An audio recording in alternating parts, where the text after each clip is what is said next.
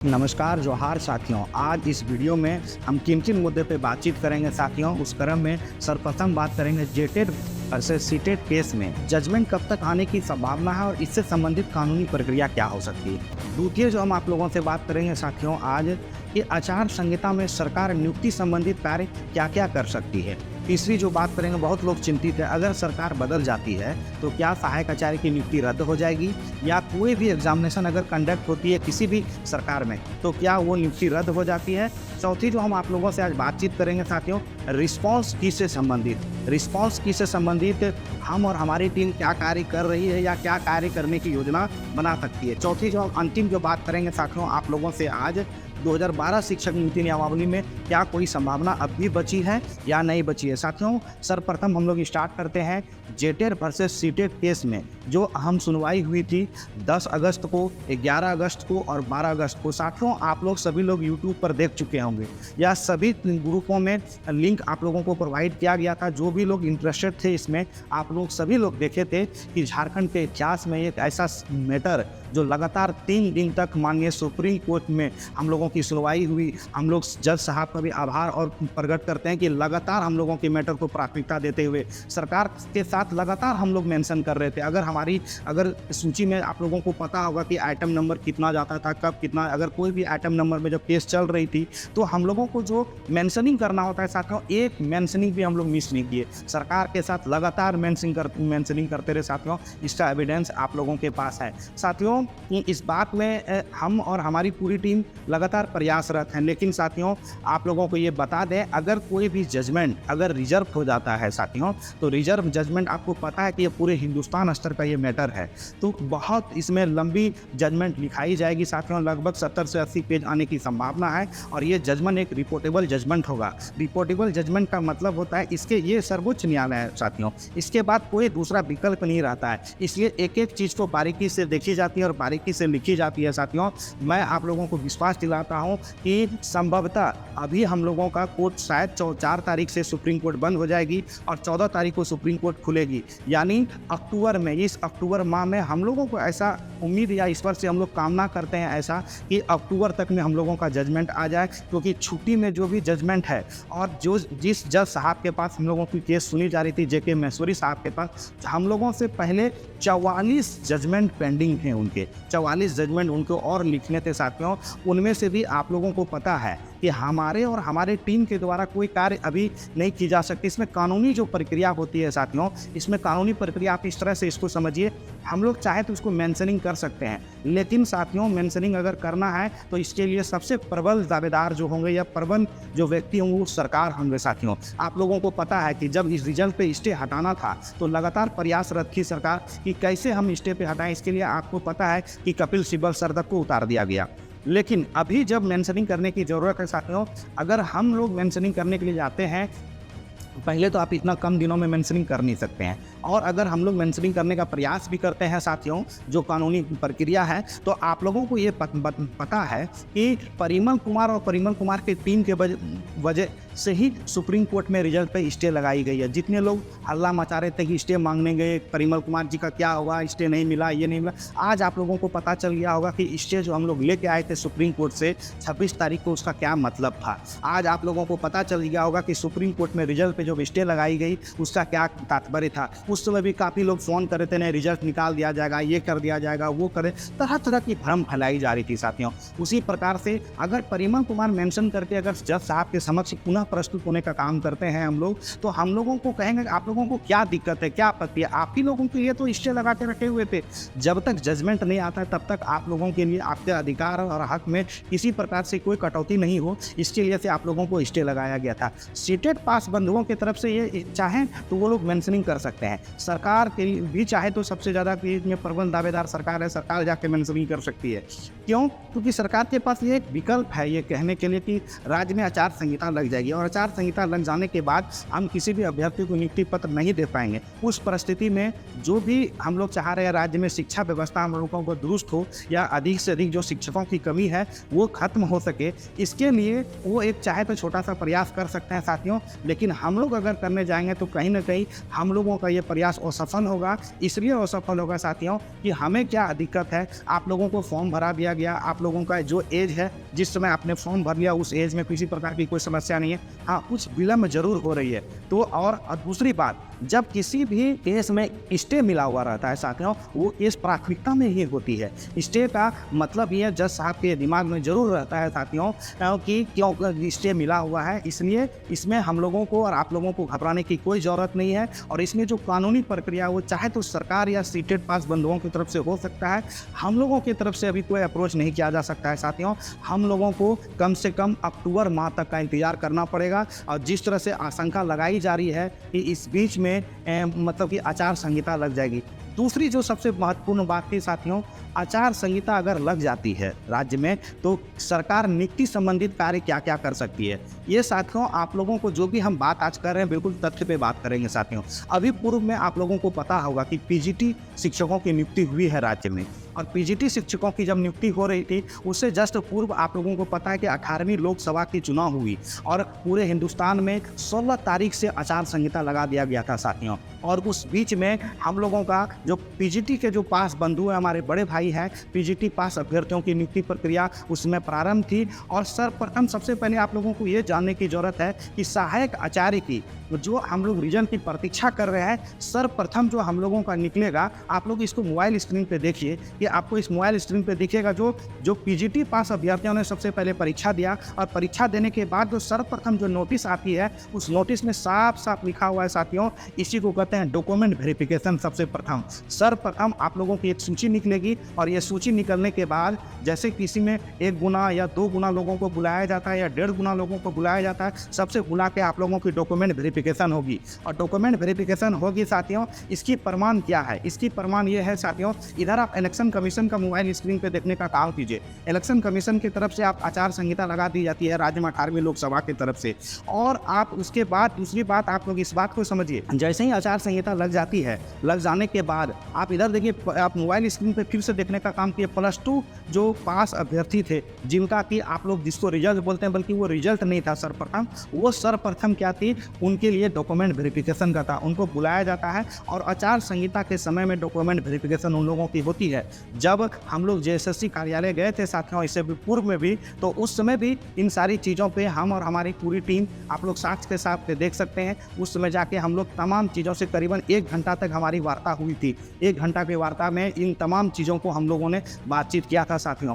इसलिए इस चीज़ का भय समाप्त हो जाता है कि आचार संहिता अगर राज्य में लागू होती है, आचार संहिता लग भी जाती है, तो उसके बाद क्या होगा, एक प्रोसेस है साथियों, इस बात को समझिए। सर्वप्रथम क्या होगा, सर्वप्रथम आपकी डीबी होगी, और डीबी होने के बाद सभी लोगों को बुलाया जाएगा। बुलाने के बाद जितनी भी काम होती है, जिनका डॉक्यूमेंट सही है गलत है कुछ भी पाया जाएगा, उसके बाद आप लोगों का एक रिजल्ट तब प्रोड्यूस की जाएगी। आप इसको भी मोबाइल स्क्रीन पे देखिए, +2 अभ्यर्थियों का जब डीबी हुआ, और डीबी होने के बाद जो ये परीक्षा फल आपको ये नोटिस में दिख रहा होगा, हम इसको हाईलाइट करके साथियों आप लोगों को दिखा रहे हैं। परीक्षा फल उसके बाद आएगी, जिसको आप लोग मेरिट लिस्ट कहते हैं। वो जब आ जाएगा साथियों, उसको वो जब आपको प्राप्त हो जाएगी, वो प्राप्त होने के बाद वो सीधी शिक्षा विभाग भेज दी जाती है। जेएसएससी का काम यहीं से समाप्त हो जाता है साथियों, और शिक्षा विभाग ये बात आ जाएगा, और शिक्षा विभाग उस रिजल्ट को जो है जाके जिला में भेज दी जाती है, जिसको जिला स्थापना समिति कहते हैं। जिला स्थापना समिति के जो अध्यक्ष होते हैं वो डीसी साहब होते हैं, और उसके जो मेंबर होते हैं डीओ और डीएससी होते हैं। उसके माध्यम से पुनः आप लोगों को पुनः प्रकार एक बार डीबी के लिए फिर से बुलाया जाएगा, और वहाँ बुलाने के बाद तब फिर आप लोगों को पुनः एक उसी के जो अपॉइंटमेंट ऑर्डर के आदेश में एक चिट्ठी निर्गत की जाती है, तब आप लोगों को फिर नियुक्ति पत्र वितरण किया जाता है। तो साथियों ये एक प्रोसेस है। तो मैं आप लोगों को ये स्पष्ट कर पाया कि अगर राज्य में आचार संहिता लग जाती है तो नियुक्ति संबंधित कार्य क्या हो सकते हैं, विथ एग्जाम्पल जो भी बात हम लोग कह रहे हैं साथियों, बिल्कुल साक्ष्य के साथ कह रहे हैं कि +2 अभ्यर्थियों के साथ ऐसी घटनाक्रम घट चुकी है। और तृतीय जो बात हम लोग करने जा रहे हैं साथियों, जो बहुत अधिक लोग परेशान हैं कि अगर सरकार बदल जाती है, या सरकार बदल अगर अगर चुनाव होने के बाद अगर कुछ ऐसी परिस्थितियां बन जाती है, उस परिस्थिति में हम लोग नियुक्ति प्रक्रिया क्या सहायक आचार्य की रद्द हो जाएगी, तो बिल्कुल ये असंभव है, नियुक्ति प्रक्रिया रद्द नहीं होगी।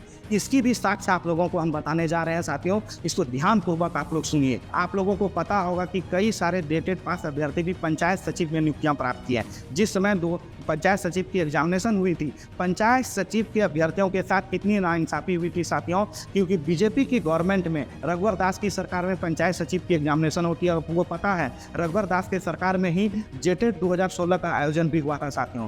जैसे ही पंचायत सचिव लोग पास कर जाते हैं, उनका डॉक्यूमेंट वेरिफिकेशन हो जाता है, मेरिट लिस्ट बन जाती है, मेरिट लिस्ट का वो लोग इंतजार कर रहे थे। इसके बाद हेमंत सोरेन की सरकार 2019 में आती है और 19 में आने के बाद कई दिन पंचायत सचिव के अभ्यर्थियों के द्वारा लगातार प्रयास किया जाता है और प्रयास करने के बाद जब उनको सफलता नहीं मिलती है तो हेमंत सोरेन माननीय मुख्यमंत्री के द्वारा या कैबिनेट के द्वारा एक लेटर निर्गत की जाती है साथियों। इस लेटर को भी आप लोग देखने का काम कीजिए और इस लेटर में साफ साफ लिखा हुआ है साथियों अंतिम में कि पंचायत सचिव की नियुक्ति प्रक्रिया को रद्द कर दिया गया, कैबिनेट से रद्द कर दिया गया साथियों। ये बहुत आश्चर्य की बात, ये बहुत हताशा बनी हुई थी सभी अभ्यर्थियों के बीच में। पुनः जो सरकार और अभ्यर्थियों के बीच में जो हम लोग जो जिसका इंतजार करते रहते हैं साथियों बारंबार, आज हम लोगों के साथ भी क्या हो रहा है। अंतिम जो दरवाज़ा अभ्यर्थियों के पास था, माननीय सर्वोच्च न्यायालय का दरवाज़ा को खटखटाने का काम करते हैं पंचायत सचिव के अभ्यर्थी, और सर्वोच्च न्यायालय जाने के बाद सर्वोच्च न्यायालय से वहाँ से आदेश आता है कि किसी भी कीमत पे पंचायत सचिव के अभ्यर्थियों की नियुक्ति रद्द नहीं हो सकती है। ये ऑर्डर कॉपी आप लोग मोबाइल स्क्रीन पे देखने का काम कीजिए साथियों। सारे चीज़ तथ्य के साथ बताए जा रहे हैं, सारे चीज़ के एविडेंस आप लोगों को क्रमबद्ध तरीके से दिखाया जा रहा है साथियों। जो भी भ्रम फैलाने का प्रयास कर रहे हैं कि सहायक आचार्य की नियुक्ति रद्द हो जाएगी सरकार बदलने के बाद, बिल्कुल ये गलत है। इसका एग्जाम्पल पंचायत सचिव है हम लोगों के पास। जो लोग बोल रहे हैं कि आचार संहिता में कुछ भी कार्य नहीं हो सकती है, इसका भी एग्जाम्पल है हम लोगों के पास कि +2 के साथ क्या हुआ। तो आप लोग इसलिए अस्वस्थ रहें कि सरकारें आएगी या सरकारें जाएगी या सरकार किन्हीं का भी बनेगा या सरकार नहीं बनेगा, हम लोगों के जजमेंट में अगर हमारे पक्ष में जजमेंट आता है साथियों, तो आप लोगों को उसमें साफ साफ डायरेक्शन दिया हुआ रहेगा और उस डायरेक्शन के आलोक में चाहे कोई भी गवर्नमेंट रहे, कोई भी गवर्नमेंट नियुक्ति प्रक्रिया को रद्द नहीं कर सकती है। ये कानूनन सीधे कानून का वायलेशन होगा और हम लोग माननीय सर्वोच्च न्यायालय से ही हम लोगों का आदेश रहेगा। इसलिए हम लोगों को घबराने को और चिंता करने की कोई ज़रूरत नहीं है। अगर इस तरह से किसी भी प्रकार की कोई भी संभावना बनेगी तो परिमल कुमार और परिमल कुमार की पूरी टीम पूरी ताकत के साथ जिस तरह खड़ी है, और इस नियुक्ति प्रक्रिया में किसी प्रकार की कोई गड़बड़ी होने की चांसेस नहीं है और ना ही होने दिया जाएगा साथियों। इसलिए आप लोग धैर्य रखें। सुप्रीम कोर्ट का हम लोगों के पास ऑर्डर भी है, जजमेंट भी है। जो भी पंचायत सचिव के अभ्यर्थी सुप्रीम कोर्ट गए थे, उनसे हमारी बातचीत भी हुई है साथियों। इसलिए आप लोगों को चिंता होने की जरूरत बिल्कुल नहीं है। जो सबसे अधिक लोग और अंतिम में जो परेशान है, चौथी जो बात है साथियों, रिस्पॉन्स की से संबंधित बात। सभी लोग बोल रहे हैं रिस्पॉन्स की से संबंधित हम लोगों को कुछ कार्य करना चाहिए। तो मैं साथियों आप लोगों को बता दूं, कुछ माह पहले ही हम लोग रिस्पॉन्स की के लिए जेएसएससी कार्यालय गए हुए थे। वहाँ पे हम लोगों ने ज्ञापन भी दिया है साथियों, आप उसको भी आप लोग देखिए कि हम लोग जेएसएससी कार्यालय गए थे और वहाँ पे करीबन आधा से 1 घंटा हम लोगों की लगभग बातचीत हुई थी जेएसएससी कार्यालय में। वहाँ पे उन्होंने कहा था बहुत जल्द प्रकाशित कर देंगे। साथियों आपको पता है कि पूरी सरकार और पूरे हिंदुस्तान के लोग इस चीज़ से परेशान है, जो सिंडिकेट काम कर रहा है किस तरह से लगे हुए साथियों। इसलिए आप लोगों को ये पता पड़ेगा कि अगर रिस्पॉन्स की के लिए कोई भी कार्यवाही अगर हम और हमारी टीम करना शुरुआत करती है, तो ये सिर्फ और सिर्फ ये आप लोगों का ही, जब तक कमेंट सेक्शन में आप लोगों को दिखाना होगा कि कितने लोग रिस्पॉन्स की से संबंधित चाहते हैं कि परिमल कुमार और परिमल कुमार की टीम के साथ खड़े हो गए। चाहे कोई भी अभ्यर्थी हो, जिनको भी लगता है कि रिस्पॉन्स की हम लोगों को उसकी लड़ाई लड़नी चाहिए, तो आप लोग अधिक से अधिक कमेंट सेक्शन में बताएं या हमारे व्हाट्सएप ग्रुप में बताएं या टेलीग्राम ग्रुप में बताएं। तब हम लोग समझ पाएंगे कि रिस्पॉन्स की से संबंधित हम लोगों को कैसी कार्य योजना बनाने की जरूरत है। क्योंकि आपको पता है कि अभी पूर्व में सीजीएल के जो पास अभ्यर्थी थे, जो सीजीएल का एग्जामिनेशन हुआ, तो इसमें पता है किस प्रकार से धांधलियां सामने में स्पष्ट आ रही है। जो भी वस्तु स्थितियां बनी हुई कसमकस की, अभी आप देखिए कुछ दिन पहले भी जेएसएससी ऑफिस के बाहर में लोग लगातार आंदोलन कर रहे हैं। वहाँ आंदोलन का नतीजा क्या हुआ? कई लोगों पे एफआईआर कर दिया गया साथियों, कई अभ्यर्थियों के ऊपर एफआईआर कर दिया गया, कई ऐसे लोगों के ऊपर एफआईआर एफआईआर कर दिया। क्या परिमल कुमार ये पूरी जिम्मेवारी पूर्वक अगर रिस्पॉन्स की कि आंदोलन को खड़ा करती है, तो आपको पता है कि साथियों हम लोग किसी भी आंदोलन को अगर खड़ा करते हैं उसके अंतिम परिणाम तक किसी भी हालत में किसी भी परिस्थिति में खड़े रहेंगे। और आपको पता है जो सरकार के जो भी तंत्र हैं, चाहे अपोजिशन के जो भी तंत्र हैं, चाहे सिंडिकेट जो भी काम कर रही है, जो भी इसके पीछे लगे हुए, आपको पता है इन सभी से आप लोगों को लड़ना पड़ेगा। रिस्पॉन्स की का मुद्दा ये बहुत अहम और बहुत ग्रेवियस मुद्दा है। जो भी लोगों में एक आशंका बनी हुई है रिस्पॉन्स की से संबंधित, जो भी गड़बड़ियां होने की आशंका है, बिल्कुल आपको जैसा लगता है वैसा हम लोग भी बिल्कुल सोच रहे हैं। लेकिन साथियों ये परिमल कुमार अगर आह्वान करता है आंदोलन का, या हमारी टीम आह्वान करती है आंदोलन का और आंदोलन करते हैं, और अगर हमारे जो कमेटी मेंबर हैं या हमारे जो लोग हमारे बोलने पे आएंगे अगर उनके ऊपर एफआईआर हो जाती है, तो ऐसे लोगों की जिम्मेवारी मैं अपने ऊपर लेना नहीं चाहता हूँ साथियों। कि किसी का भविष्य बनने वाला था कुछ चंद दिनों में और उसके वजह से उनके ऊपर एफआईआर हो जाता है और तमाम चीज़ें हो जाती। साथियों मुझे कोई दिक्कत नहीं, मेरे ऊपर कई एफआईआर पहले भी हैं और आगे भी हो जाएंगे, जिससे मुझे कोई फर्क नहीं पड़ता है। आपके और हमारे भविष्य की सुरक्षा के लिए बहुत आवश्यक है साथियों कि जो भी कार्य करें हम लोग कानून को मद्देनजर रखते हुए करें। अभी जेएसएससी ऑफिस के बाहर में आपको पता है कि धारा 144 लगी हुई है। राज्य में कुछ दिनों के बाद आचार संहिता भी लगने की संभावना है। जैसे लोग बोल रहे हैं 15 अक्टूबर या 20 अक्टूबर के बाद संभावना है कि राज्य में आचार संहिता लग जाएगी। आचार संहिता में आप आंदोलन नहीं कर पाएंगे। और अभी जो हम लोगों के पास समय है, थोड़ा 10-15 दिन का जो समय बचता है, इस बीच में अभी इतना सारा त्यौहार है साथियों, सभी लोग अपने अपने त्यौहार में सभी लोग परेशान हैं। तो इस तरह से हम लोगों को दूसरा विकल्प रास्ता जो अपनाने का हम लोग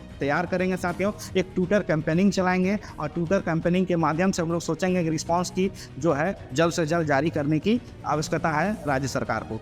दूसरी जो हम लोग इसमें जो बात करने के चाह रहे हैं साथियों, आप लोगों को पता है अगर आप लोग आंदोलन चाहते हैं तो आपको कमेंट सेक्शन में बताना होगा साथियों कि आप किस प्रकार से आंदोलन चाहते हैं और इसमें हम लोगों को किस प्रकार से गतिविधियां करने की जरूरत है। साथियों अंतिम जो बात है 2012 शिक्षक नियुक्ति नियमावली में क्या कोई संभावनाएं बची हुई है, तो साथियों आपको बता दें 2012 शिक्षक नियुक्ति नियमावली में अभी पूरी तरह से संभावनाएं हम लोगों की खारिज हो चुकी है सुप्रीम कोर्ट से। आपको बताएंगे कि इसके पीछे किन किन लोगों का हाथ है, कैसे ये नियुक्ति प्रक्रिया, कैसे 2012 नियुक्ति नियमावली हम लोगों का केस खारिज हो गया, इससे संबंध संपूर्ण विश्लेषण बहुत जल्द आप लोगों के समक्ष करेंगे साथियों। अभी जो संभावना हम लोगों की सुप्रीम कोर्ट से जो बची हुई है, हाँ बची हुई अभी भी संभावनाएं, मैं आपको दावे से कर रहा हूँ, हाँ बची हुई है संभावनाएं। इसलिए हम लोग अभी आप लोगों को ये संपूर्ण विश्लेषण नहीं बता सकते हैं साथियों। थोड़ा सा इंतजार कीजिए, जैसे ही ये जजमेंट आ जाएगी, जजमेंट आने के बाद सारी चीज़ें संपन्न हो जाएगी, उसके बाद हम आप लोगों के सामने विश्लेषण करेंगे 2012 नियुक्ति नियमावली के तहत क्या क्या हो सकती है और क्या क्या होने की संभावनाएं बची हुई है। इसलिए आप लोगों को घबराने की ज़रूरत नहीं है। जो भी लोग भ्रम फैलाने का प्रयास कर रहे हैं, जो भी लोग इधर उधर की बातें कर रहे हैं साथियों, इन सब बातों में आप लोग ना आए साथियों। और ये कोई बहुत आसान बात नहीं है साथियों। जो भी चीज़ें बीत चुकी है पिछले कई दिनों में, मेरी वीडियो बनाने का मकसद केवल और केवल यही था साथियों कि 2-3-4 बातों से आप लोग बहुत अधिक परेशान थे। पहले तो जेटेड वर्सेस सीटेड केस का जजमेंट कब तक आने की संभावना है, तो मैंने आपको बता दिया कि अक्टूबर माह में हम लोगों की संभावना है कि शायद ये ईश्वर से कामना करते हैं आ जाए। और अगर इसके लिए कोई कानूनी स्टेप लेना है तो सरकार को लेना चाहिए। अगर उसके बावजूद भी अगर विलम्ब होगी तो हम और हमारे वकील की जो टीम है उनसे सलाह लेंगे, उसके बाद जो भी करना होगा हम लोग करेंगे। दूसरी जो हम आप लोगों को बात था कि आचार संहिता में नियुक्ति संबंधित सरकार क्या क्या कार्य कर सकती है, इसका भी हम लोगों ने बता दिया कि इससे पहले +2 जो अभ्यर्थी हैं, पीजीटी के अभ्यर्थी, उनकी क्या क्या कार्य हुई है, राज्य में क्या क्या हो सकता है। अब पुनः भी आप लोग एक लेटर देख सकते हैं कि एक लेटर के माध्यम से आपको पता होगा कि इससे पहले जो सरकार ने लेटर निकाला था, इसमें कई प्रकार के सवाल दिए गए हैं साथियों कि किस किस परिस्थिति में नियुक्ति क्या क्या आचार संहिता लगने में हो सकती है।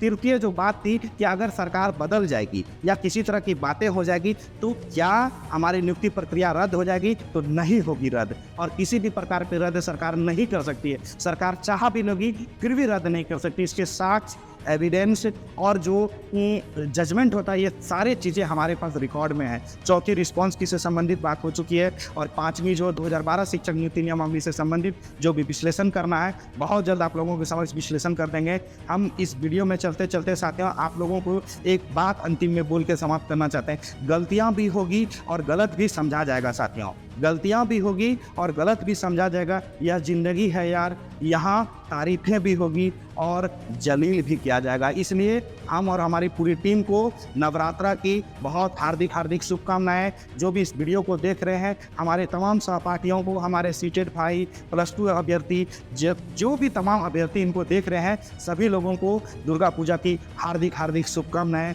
जय हिंद, जय भारत, जय जोहार।